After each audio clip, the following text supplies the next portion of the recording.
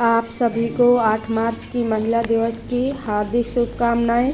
और इस कार्यक्रम में डीएसपी संतोष पटेल जी और उनकी पत्नी रोशनी पटेल जी उपस्थित हुए और संतोष पटेल जी ने हम सभी लोगों को बहुत अच्छी शिक्षा दी और हमारा सम्मान किया। चलो उनके आप सभी को भाषण सुनाती हूँ। वीडियो को लास्ट तक ज़रूर देखें। यहाँ पे बैठे हैं हमारे साथ, बहुत अच्छा लगा उनसे मिलके, बहुत अच्छे हैं।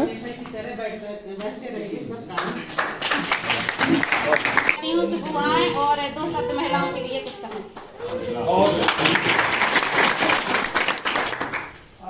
आप सभी को मेरा नमस्ते, जय हिंद। और जो मेरे माँ समान है उनको मेरा चरण स्पर्श। छोटी सी आप लोग मेरे से सीखना कि कैसे बोलना पड़ता है। यहाँ डरने की जरूरत नहीं है, कोई बाहर का नहीं बैठा, ठीक है ना, कोई पुलिस वाले बैठे, ना परीक्षा हो रही। परीक्षा में थोड़ा डर रहता है ना कि हम कुछ गलत बोल जाएंगे तो नंबर कट जाएंगे। यहाँ काहे के नंबर कटना है, कुछ नहीं। तो उनको बोलना चाहिए, बोलने यहीं से शुरुआत होती है। हम लोग क्या घर पे जब शुरू करते हैं तो बंद नहीं होती, और यहाँ खड़ा करते हैं तो बोलना शुरू होनी की बात है। बहन जी बहुत हंस रही हो, तो घर पे तहलका जाती होती है, सबके घरों में होता है। तो थोड़ा सा हमें सबके सामने बोलना भी सीखना चाहिए ना, समाज के सामने। ये हमारा एक हर एक व्यक्ति का गुण है। ईश्वर बहुत सी रचनाएं बनाता है। जब ईश्वर बनाता है तो जानवर बनाता है, पक्षी बनाता है, कीड़े मकोड़े बनाता है, फिर उसकी एक सबसे बड़ी रचना होती है इंसान बनाता है। इंसान में पूरी संरचना एक जैसी होती है, दिमाग में कोई अंतर तो है नहीं है। ये अंतर है, आप लोगों के बाल इतने बड़े हैं, हमारे ये बाबा जी ने कहा जिनके भी इतने बड़े हो जाए। बस एक लिंग भेद ईश्वर नहीं करता, सिर्फ वो एक अपनी प्रकृति का बैलेंस बनाने के लिए स्त्री पुरुष बनाता है। तो प्रकृति पूरी तरह से संतुलित रहे, इसलिए स्त्री पुरुष बनाए जाते हैं। उसके बाद जब हम जमीन पे जन्म लेते हैं, वहां से भेदभाव शुरू होता है। वहां और कौन भेदभाव करता है, जरूरी नहीं कि पुरुष ही करते हैं, महिलाएं भी करती हैं कि नहीं करती?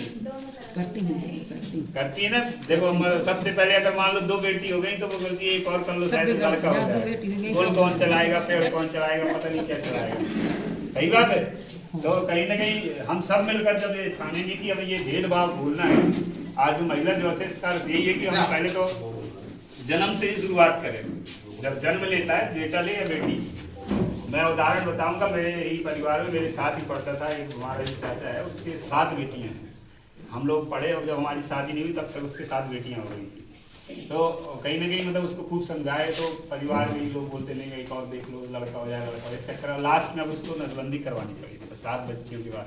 तो मेरा कहने का अर्थ है कि शुरुआत हम जन्म से ही करेंगे। मान लो 2 बेटी की बात नहीं होती तो कोई किसी का प्रेम नहीं रहता।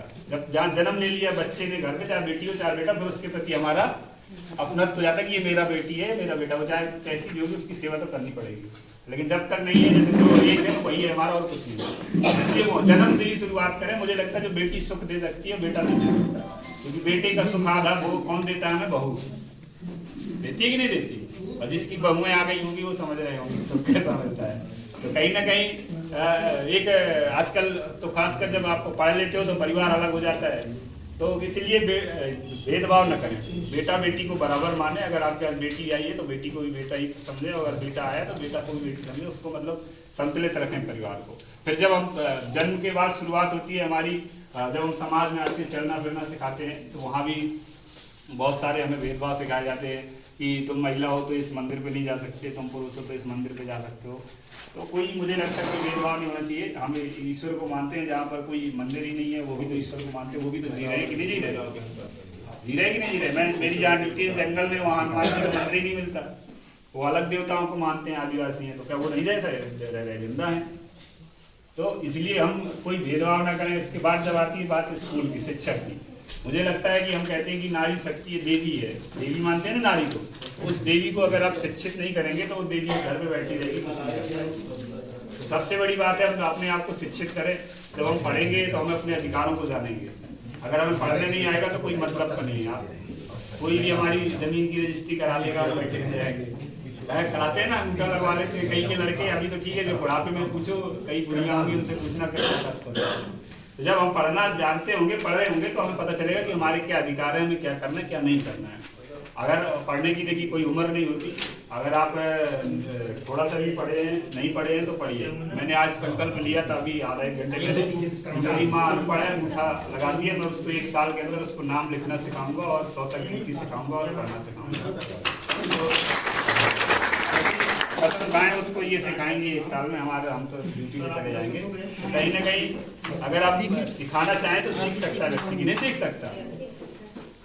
किसान परिवार से होगे जो भी तो एक हंसिया पकड़ती हो कुल्हाड़ी पकड़ती हो, ये क्या वो करते हैं विदाई करते हैं, खुरपी पकड़ती हो, उससे बहुत हल्का होता है पेन। होता है कि नहीं होता है कि नहीं होता?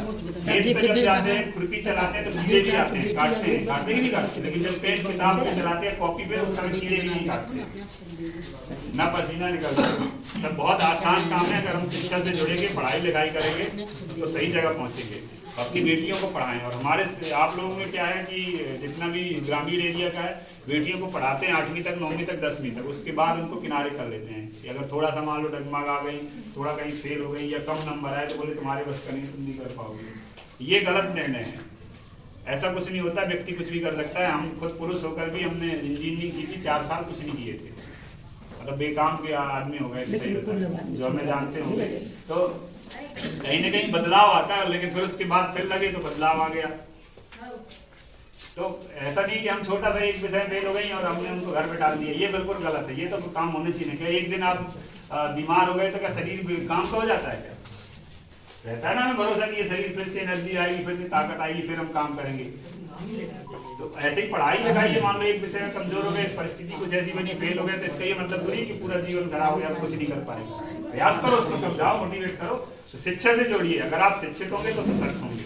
और मुझे लगता है जो पहले से ऐसा सवाल नहीं रहा है, आज के समय में महिलाओं को बहुत सारी शक्तियाँ दी गई हैं और बढ़िया सरकार भी बहुत सारा मदद कर रही है। पैसा सभी के खाते में आता होगा, 1250 रुपये आता कि नहीं आता है? इनके भरोसे भी नहीं रहना कि एक पेन ला के दे दो, 1250 रुपये खूब पैसा बच जाएगा लिपस्टिक से, और उसमें से कॉपी भी ले सकती हो, पेन भी ले सकती हो, किताब भी ले सकती हो, पढ़ा सकती हो, पढ़ भी सकती हो। बच सकता है कि नहीं बच सकता? बड़ी बड़ी काम कर सकते हो ना, तो वही बोल अपने करना पड़ेगा।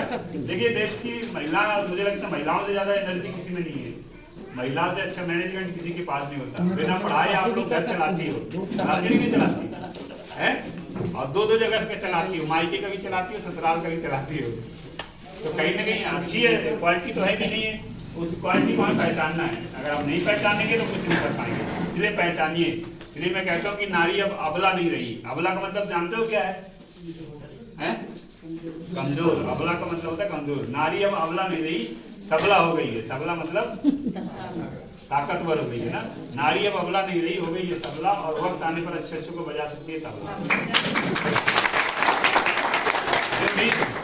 आप लोग चाहोगे तो बदल सकते हो, सही है। और जिसके भी घर में शराब पीते हो उनके लिए मेरे पास एक इलाज है। देखिए मार साहब है वहाँ बैठे, रामेश्वर मार साहब, एक दिन अपनी पत्नी से पूछा कि मैं शराब पी कर आया घर में तो घुसने दोगी? तो बोली घुसने तो दूंगी, लेकिन पहले 4 घुसे दूंगी। जिसके भी घर में ऐसे हो, नशा करते हो, तो मेरे को समझ गए क्या करना है। ज्यादा घुसी मत लेना, वो पुलिस बुला लेगा तो उल्टा हो जाएगा। तो इसको सुधारने का प्रयास करोगे तो आसानी से सुधर सकता है। मुझे लगता है आप लोग इसका नियंत्रण कर सकते हो, कोई नहीं कर सकता। तो इस दिवस पर संकल्प लीजिए, कसम खाइए कि हम अपने आप को शिक्षित करेंगे, अपने परिवार को शिक्षित करेंगे, बेटियों को शिक्षित करेंगे। जब एक बेटी शिक्षित होती है तो मुझे 7 पुस्तें बदलती हैं, 7 पीढ़ियां बदलती हैं, क्योंकि वो बच्चों को पढ़ाती है। बेटी होती है, शादी होकर दूसरे परिवार में जाती है, वो परिवार को पढ़ाती है। इसलिए बेटियों को जरूर पढ़ाइए, उन्हें शिक्षित करिए। अगर आप शिक्षित करेंगे तो बहुत अच्छा भविष्य होगा। चलिए, बहुत बहुत धन्यवाद।